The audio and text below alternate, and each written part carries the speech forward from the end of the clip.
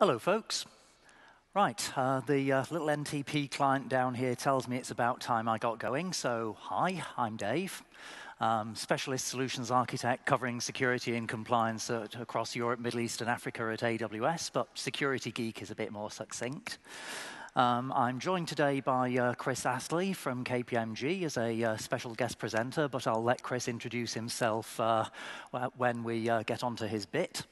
So I've been at AWS doing what I do for about 2.5 years now, and I've been doing security in general contexts, including some very different ones, for about 2.5 decades.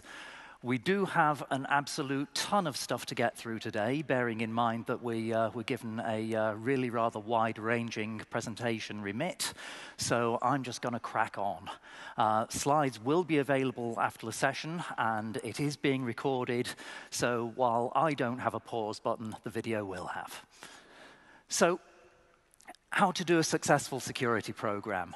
There's a whole bunch of pieces that need to be put together into it. We have a little line just above the bottom there in terms of what we actually do a bunch of at AWS being below it, and what you as customers need to do above it. But obviously, when you're doing your own code, you need to do the piece below it as well in terms of how the shared responsibility model pans out.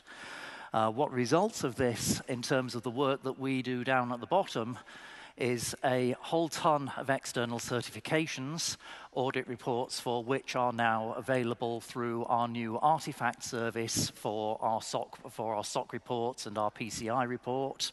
New PCI report should be coming pretty imminently, as it's that time of year in the update cycle again. We started out, when I started at AWS, with about 1,800 and something controls that we actually have in our master control set.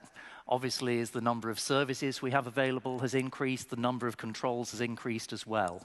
So what we actually do in terms of how we get our external audits is we take the details of what the controls are in the external standard that customers ask us to certify against. We map those to the controls in our master control set, and then we get the auditors in.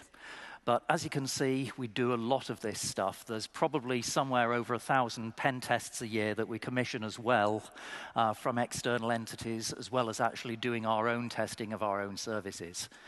Speaking of testing our services, as well as actually developing them, this is where we really rather get into the DevSecOps side of things. So it's been said for a long time that security is 70% people, policy, and procedure, and 30% what you do to the computers. That remains true, except when you actually start automating what you do to the computers, and I'll be getting onto that toward the end of the session. But this can actually move the percentage point in terms of taking some of the heat away from the humans, because ultimately, people have fat fingers, they type wrong things. Machines are far less likely to do that. Or as the old adage from the Matrix trilogy puts it, never trust a human to do a machine's job. So how we actually do security at scale on AWS actually starts with our security team, which is an interesting many-tentacled thing. So we have the core team, including Steve Schmidt, our CISO, and the team that he has around him that sets policy and so forth. But then we have different threads and tentacles out into each of the different service teams, each of which operates semi-autonomously, almost like its own little startup inside AWS. So each service team has the ability, carefully audited of course, to get privilege on their own service in order to do management, maintenance, and so forth on it. But there is no actual crossing of permissions and privilege between different service teams. So if I was on the KMS team, for example, I would have no more privilege over IAM than I do as a regular AWS user as I stand in front of you. So what we actually do, we actually put security people embedded inside our service teams. This actually enables us to do security while actually delivering stuff quickly, because it's a lot easier, as you'd expect. If we have an engineer who is developing a secure piece of code, that particular security critical piece of code, or they're doing a particular piece of design work that may make the difference between a service being compliant against an external standard in future, if they want a second opinion of it, it's far easier for them to turn to the guy who's been sat 2 desks down from them for the last 6 months working on his own piece of work pertinent to that service and say, hey, Fred, I'm working on something here. You're one of our resident security team. Can you come and have a look at it? Want a second opinion? Than it would be to actually parcel all that code up and ship it off to some remote team who deals with security, may not even be entirely aware of the project, much less embedded in it, and then wait for a number of hours or days to get a result back. So this enables us to do stuff quickly. It also enables us, as I said, to not make design decisions that accidentally shut the door on being compliant in future. So the security people that we embed in our service teams know appropriate things about compliance as well. And security winds up being everyone's responsibility. We do annual security awareness training that we have to pass tests on. This is all actually covered in our audit reports as well as in our risk and compliance white paper. And yeah, if what happens with us, and which also I'll say to you guys because they're happy for it to be made public, if you ever see anything going on in your AWS account that you think is suspicious, you think may be indicative of a security breach or other malicious activity, then please cut us a ticket. Just mark it security, file it at Sev2. If you don't know whether it's a Sev2 or not, it's a Sev2. We're very understanding when we triage these things. If it turns out that it turns out to be a lower priority, we don't mind. We would far sooner have false positives from you guys than miss something real. So I've already mentioned separation of duty. So it's actually just not possible for any individual in AWS to do elevated privilege things outside the scope of their own service and without being audited by security. I mean, I know that certain people, for example, when they actually do data center visits, they always try and remove, in an unauthorized manner, a storage device, and they always get caught. It would actually take, a friend of mine in Germany figured out, with back of envelope and our risk and compliance white paper, you'd have to subvert somewhere in excess of 6 different individuals in order to get a storage device intact out of our data center. Everything gets logged. Everything gets logged not only by the service team themselves for their own use, but also by AWS security in terms of interactions with an environment, and those logs get analyzed. I'll be talking about how we do that analysis in the next slide. So this enables us to cut the boundaries down so that the only privileged access can happen in a very few points. And we monitor those in the same way that we encourage you guys to monitor what goes on through the API calls using things like CloudTrail and config and so forth. We apply the same principles to ourselves. Also, we encrypt everything. We use KMS ourselves, and we also do interesting things for encrypting in transit. So about that log analytics system, here's one of the things we actually do. We also have a sweeping scan engine that looks at our own environment and determines whether it's operating correctly. So we kick off SNS messages that fan out and get picked up by a bunch of Lambda functions operating asynchronously to do scans on target environments, those being essentially our back-end systems. They all wind up reporting their data into S3, and that gets picked up. That gets picked up by a results processor that goes off to more Lambda that actually then turns that into reports about the disposition of our environment. And we've got this running reasonably quickly now.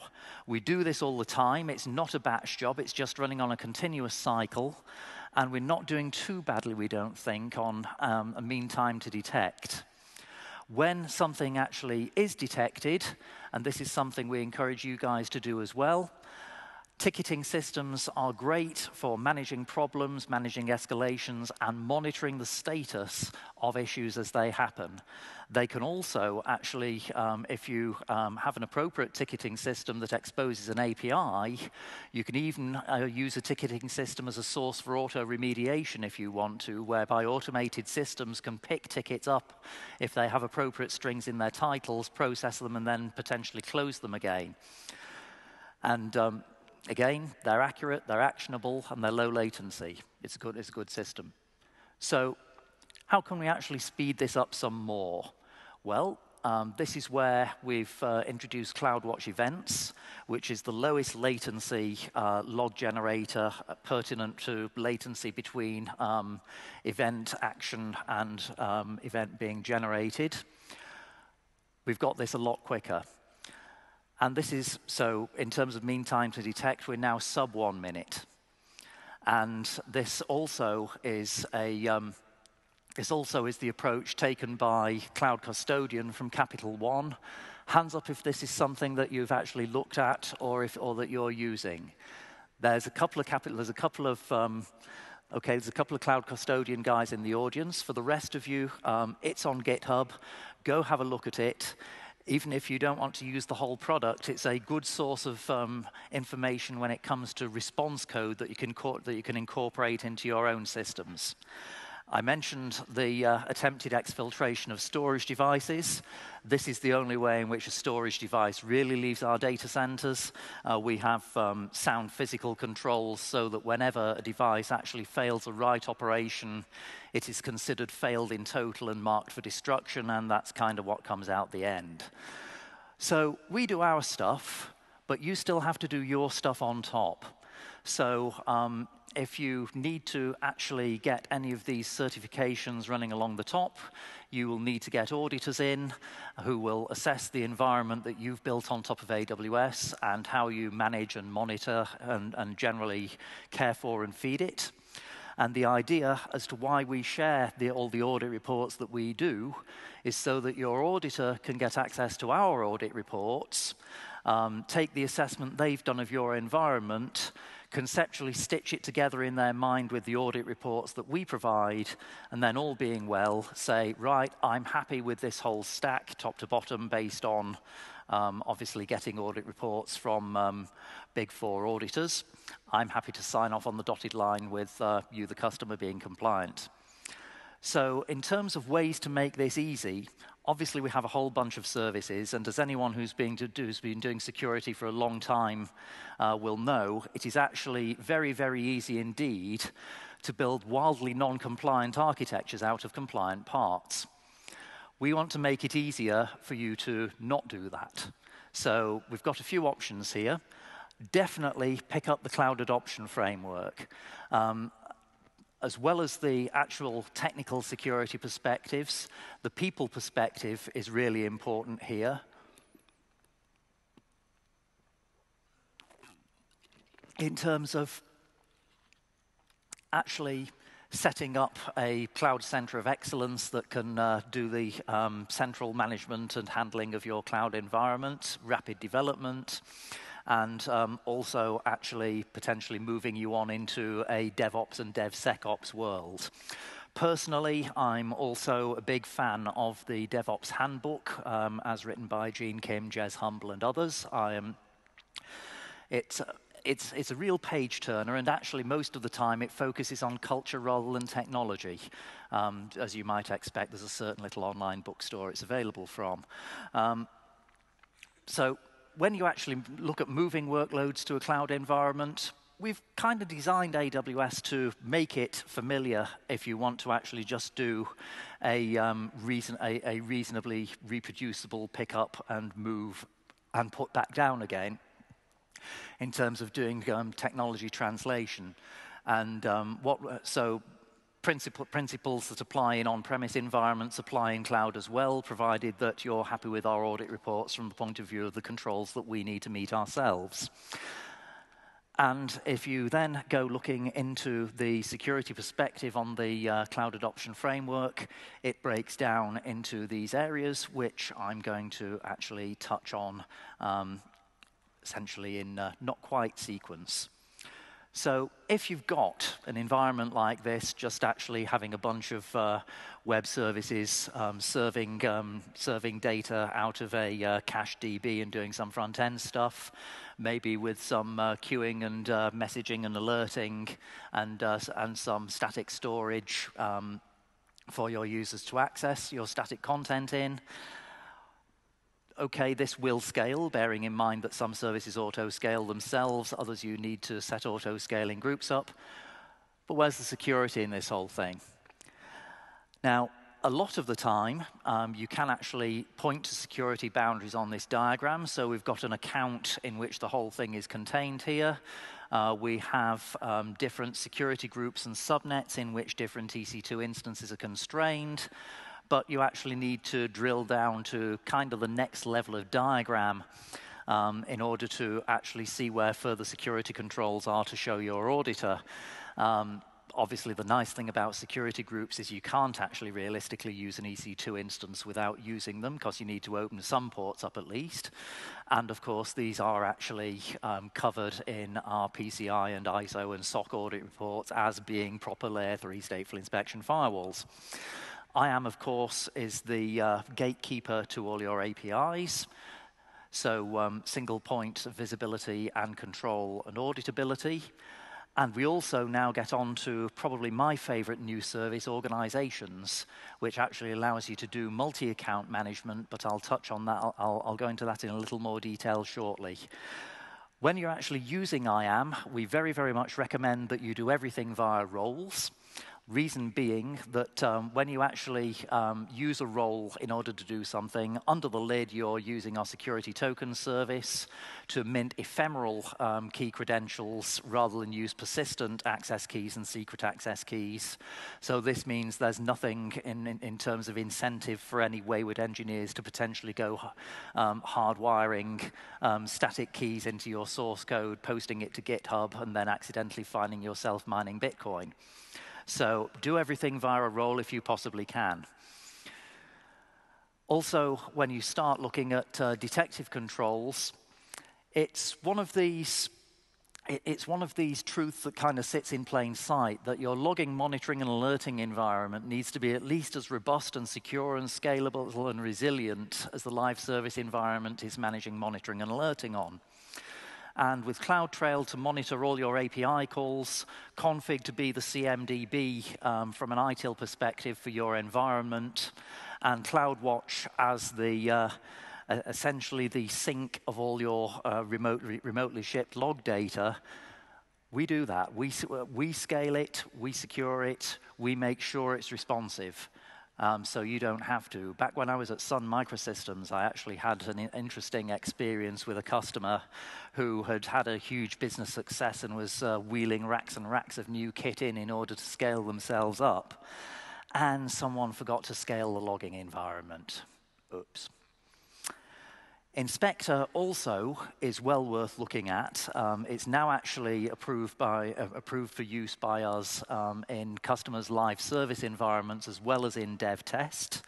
But this enables you to actually exercise your application code such that if you even have a transient security failure when compared to something like MITRE's Common Vulnerabilities and Exposure Database, it'll actually trap on it and alert you. So it's primarily designed for use in a dev test environment, but I do know some people who run it in production as well, though not many at this point. Finally, of course, VPC flow logs allows you to get S-flow data out of every EC2 instance network interface, every security group, every network access control list. So you're only getting tuples of source and destination IP address, port number, byte count, and so forth, but you can still do some very useful things with it because you're actually able to get these logs from everywhere. Which brings you on to most people's favorite log policy, which I extend with my own favorite version. And if you put this together, it's actually not that hard to achieve this in an AWS environment. So if you look at this as being a flow of data from left to right, CloudTrail is now responding more quickly than it used to. We want to get it down to about 5 minutes max. And then if you use CloudWatch logs in the middle as an aggregator of all that data, you can do simple string searching on that to look for strings of interest in all your log data, including information from your EC2 instances scraped with the CloudWatch logs agent, which is just a little bit of Python. You can then do things like push that to your security incident and event management and monitoring system if you're running one, or you can just use your simple string matching to push to something like SNS and get near real-time notifications. So the latency left to right on this is probably about 5 minutes total for the slowest propagating signals. And obviously, these are some of the log sources of interest from a security perspective. Obviously, if you are looking at security incident event management and monitoring systems, you'll want to ensure that it's able to ingest and parse the ones that you choose to use. There's a bunch out there that have varying capabilities. Obviously, Splunk is famously able to ingest everything. Also, Sumo Logic were the first people to actually parse VPC flow logs, but there's ones out there to fit all sizes. Alien Vault is quite popular among the small and medium enterprises. So you can also feed this stuff into Elasticsearch and actually get dashboards off the front of it with Kibana. So you can get information about who your top talkers are, for example. But if we just look at the detail of flow log records, people have actually also used this to implement simple network-based intrusion detection systems. So if you look at the penultimate field there on the bottom right, there's an accept. That could be a reject, alternatively. So the idea here is that if you have your security groups, network access control lists, and so forth set up nice and tight the way you want them, then any flow log record that has a reject on it is immediately indicative of traffic trying to get to or from somewhere it shouldn't be, and therefore worthy of investigation.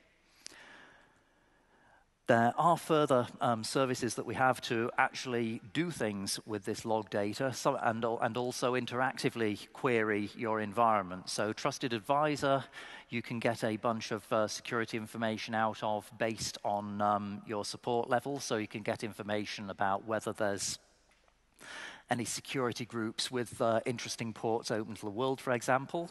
OpsWorks is effectively AWS managed Chef implementation. Shield and WAF, I'm afraid I'm not going to have time to go into in this presentation, but essentially these act in concert to give you DDoS mitigation capabilities, also regular web application filtering capabilities, but at a highly programmable level. But there are other presentations today that cover these areas. So I'm going to go into config rules a bit. So there are some things that you obviously want to have set on your account in terms of policy and actually prevent being disabled. You can actually write Lambda functions to fulfill these purposes. So config rules is essentially Lambda triggered by config change events, or indeed actually triggered periodically cron style.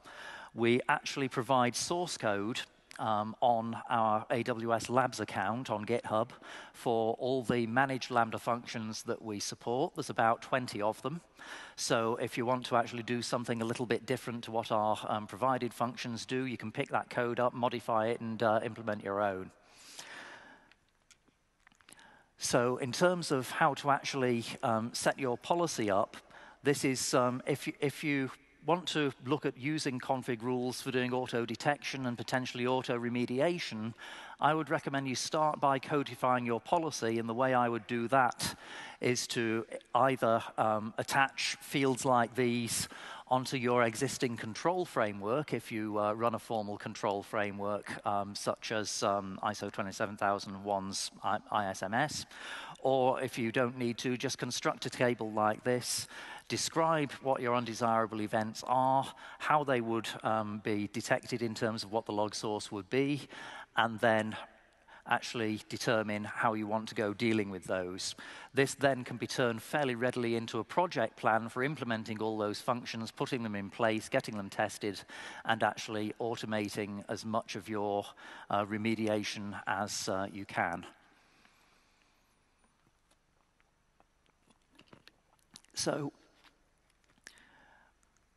to set config rules up in your console, you want to go defining a trigger event that's actually going to trigger your Lambda function.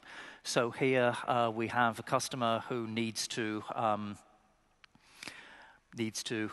engage in needs compliance against US HIPAA healthcare regulation. So up until a couple of months ago, they'd actually need to run all their EC2 environments on dedicated instances. We've just announced, actually, that they don't need to anymore. So if you need HIPAA compliance, you don't need to be on dedicated instances anymore. But these guys are playing it according to their own risk appetite rather than ours. So let's say they still want to be on dedicated instances. They can actually run a config rule whenever a config change happens. They will get information out stating when any instance isn't actually running dedicated, and then they can potentially go picking that up and doing things to remediate it. So, as I said, a bunch of config rules are available on our GitHub account. We've got all the source code in there for the ones that we actually manage, and we take contributions. So if you've written any neat config rules functions, please let us know via contact through GitHub, and we will have a look at you and see what you've actually got and produced. Organizations, I've already mentioned. This is a new system that we introduced in January for managing multiple AWS accounts. It actually allows you to do automated account creation, which is something that is particularly popular with customers at the moment. And one of the things that you can do with this is when you actually go generating an account, you'll get your API response back giving a success and also giving you the handle of a privileged role in that new account. So what you can do there before you actually go deploying any users into it is pick up something like the CIS benchmark that we did a bunch of work with the Center for Internet Security last year to produce 2 benchmarks. There's this one and also one for 3-tier web benchmarks. But the idea behind this one is to answer the question of, so I've just minted myself a shiny new AWS account. What controls should I go putting in place in order to ensure that I've got a decent security baseline before I go deploying my valuable assets in there? Show of hands, by the way. Center for Internet Security benchmarks. Who's a fan? Who uses them? We've got a few. Well, for those of you who aren't using them, I've been a fan of the Linux and Apache ones for years. Please check them out. They're good things. And in fact, I'll just go through quite how they work. So it's essentially just a set of recommendations. So you get a description as to what each recommendation is, why it's a recommendation, and how to go determining whether the recommendation's in place or not. In the case of the benchmarks that we helped out with, the runes to do that automatically are expressed in the form of AWS command lines, and you then wind up having extra runes to put the recommendation in place if it isn't there already. Now, a friend of mine, Henrik, he decided that it wasn't beyond the wit of man to turn this into a CloudFormation template. So he did, and it's on our AWS Labs account. So organizations actually enables you to, when you create an account, to preemptively harden it to CIS standard before anyone actually goes putting any users in it. This is a useful thing to do, of course. We also have our Enterprise Accelerator architecture initiative. We've done this for NIST 853 and also PCI DSS. Again, the idea here being to make it easier to produce architectures which will give you an easier ride with your auditor. So as well as architecture diagrams, we give you control mappings from the standard to how to implement them in AWS, and we give you a bunch of CloudFormation templates that you can use to actually bolt together to approximate the architecture that you want before you go deploying them. But things go further.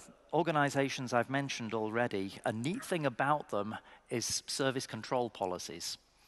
So you can actually now, rather than have access to APIs be defined entirely by the IAM policy within the account, you can have the organization's master account define a thing called an SCP, which looks to all the world very much like an IAM policy, except that it doesn't actually support conditions yet in the version 1.0 we've got. And you can then actually use this to implement mandatory access control on your child account. So you can enforce things like CloudTrail and config never being turnable off, even by the root user in a child account. There are other neat things you can potentially do, such as having S3 static websites that can't have their content changed, ensure that keys can't, certificate and key pairs issued through Amazon Certificate Manager can't be revoked. You get the idea. Obviously, from a data protection perspective, we have a number of services that provide cryptographic services. Encryption in transit is still a little bit self-assembly, but I can talk about briefly some things that you can do with EC2 Systems Manager Parameter Store a little later to help you brain your EC2 instances with keys that they can then use for encryption in transit. Encryption at rest. For those of you who've been watching AWS for a long time, shortly after KMS came out, there was a whole slew of services that adopted it as standard. So for encryption at rest, the view is, if you absolutely need an HSM for regulatory compliance, then by all means use the Cloud HSM service. If you don't, please use KMS. It's good. So in terms of KMS, again, regarding separation of duty, the subtlety here is that the master keys that encrypt your data keys live in KMS, but the data keys that actually encrypt your data, encrypted copy of those lives with your data in the service that's handling that data.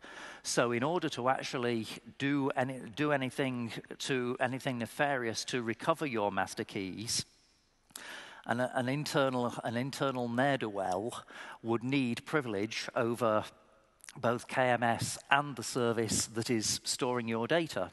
And as I said earlier, that can't happen. Anyway, on to automation.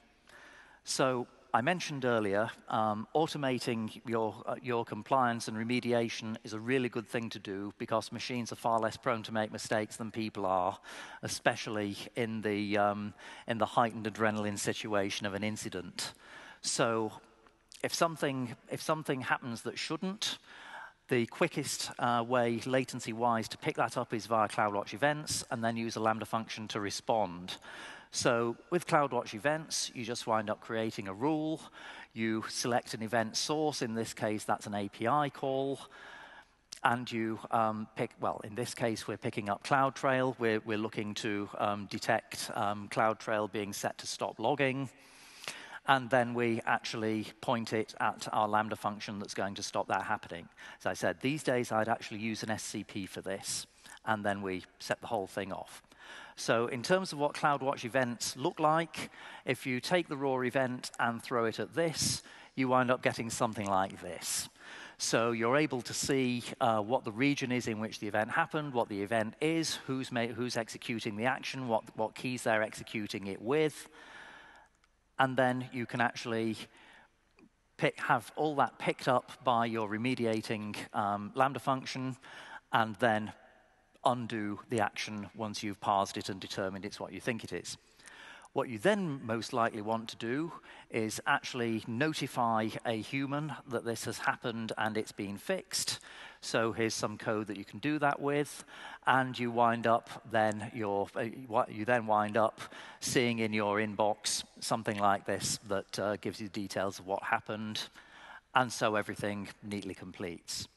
So if you want to scale your security to more than 1 million users, add these bits and pieces on the side of your environment, and you'll be able to do so.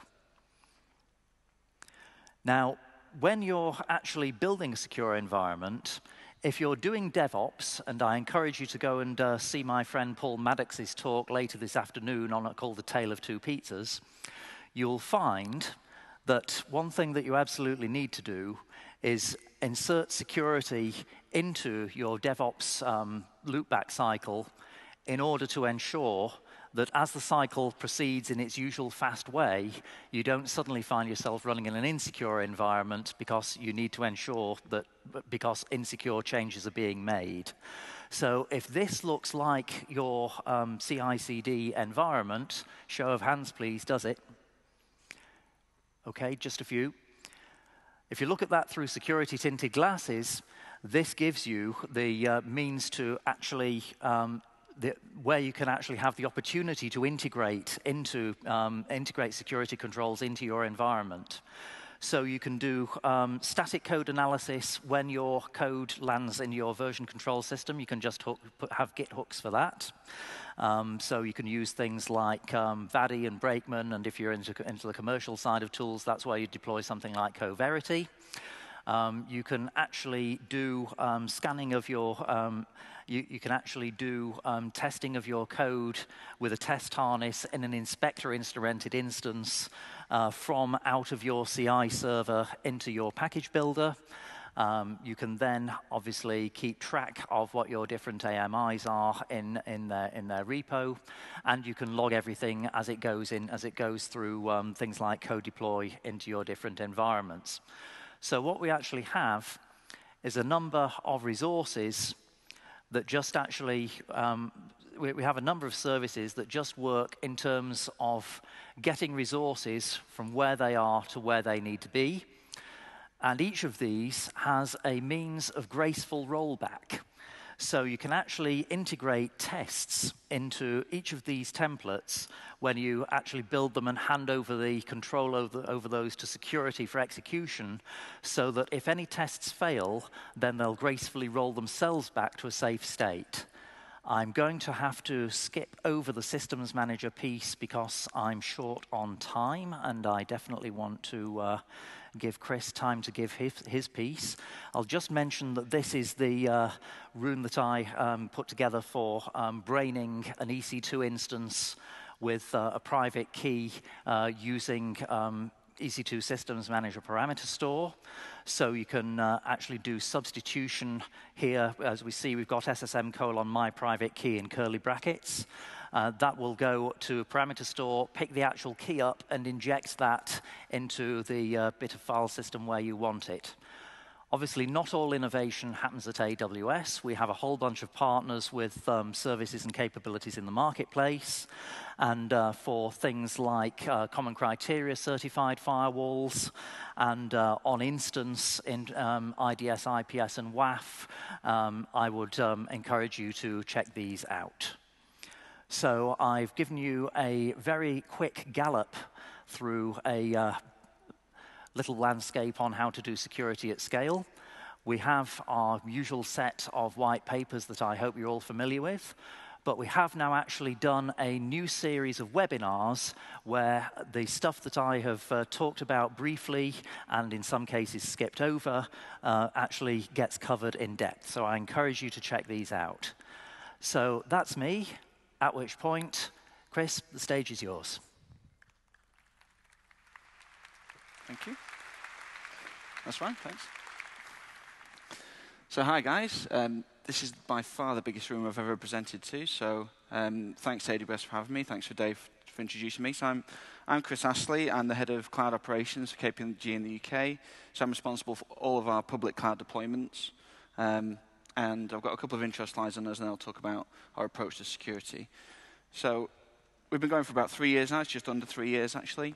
We've managed to build 150 projects now into public cloud, consisting of in the region of 250 different workloads that we've now deployed, some of which we've migrated from on-premise data centers, and some of which we've built net new in the cloud. And we've managed to do all of that with 25 engineers. And actually, we've only had that many engineers for the past few months. We've grown we've pretty much doubled our team size every 6 months since we started. So what I'm trying to tell you there is that even in enterprises like KPMG, adopting cloud and adopting DevOps and the kind of things that we do is not only possible, but it's actually encouraged and very successful in these organizations. So what kind of areas do we cover? As you might imagine, KPMG has a lot of clients in banking and public sector. We've done significant workloads for large multinational banks and a lot of the largest banks that you'll be familiar with in the UK. We've done some significant workloads in the government sector for civil service. And we've done some very large UK retailers. And obviously, we've got our internal clients in our tax and audit businesses.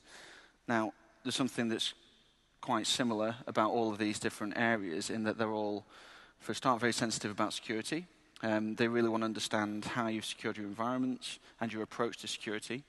And they're also quite reticent to leverage cloud services in a lot of cases, and they use security as an excuse for that sometimes. So us trying to educate both our clients internally and externally on the advantages of cloud and why it is actually, I believe, far more secure than our on-premise data centers is quite a challenge for us. So what was our approach? So obviously, we're trying to do this at scale. As you saw, there's 250 plus workloads in the cloud. So consistency is really important for us. We want to have a consistent approach to all of our environments. So we like to treat particularly in our infrastructure as a service usage, we're trying to go for a cattle rather than pets approach. Now, I can't stand here and say, hand on heart, we have no pets in our environment.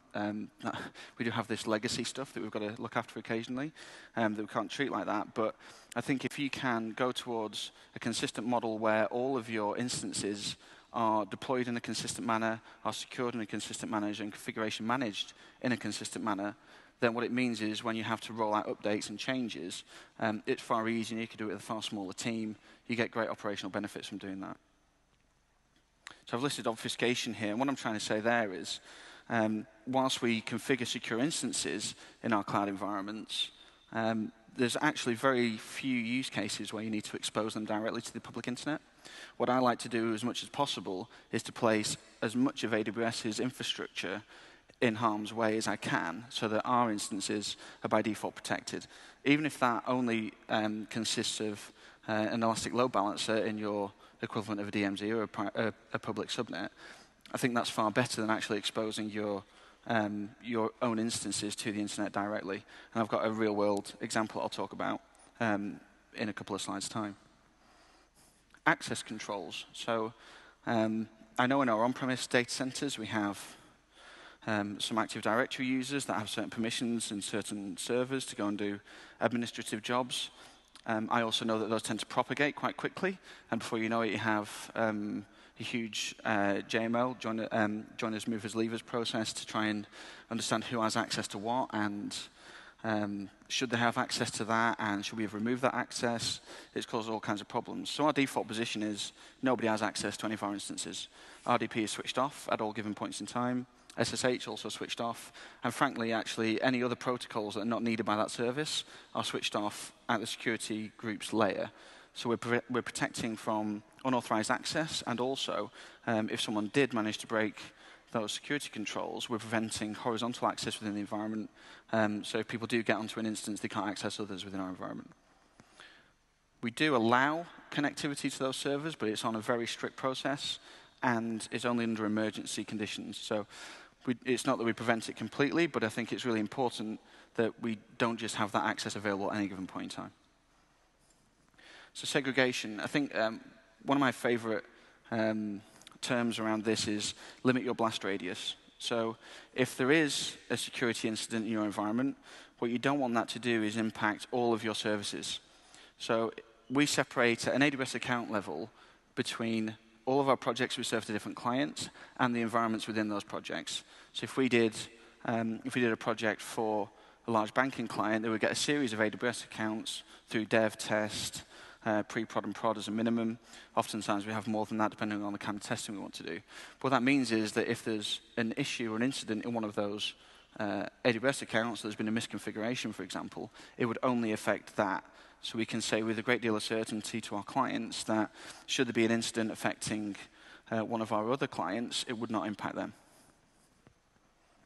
And then process. Process is probably the most important piece here, actually. I think, as Dave mentioned, people probably provide the biggest risk to our environments out of anything. You can automate a lot of this stuff. So we've adopted a software development lifecycle process around our deployments to cloud. So the way we look after infrastructure is very much infrastructure as code.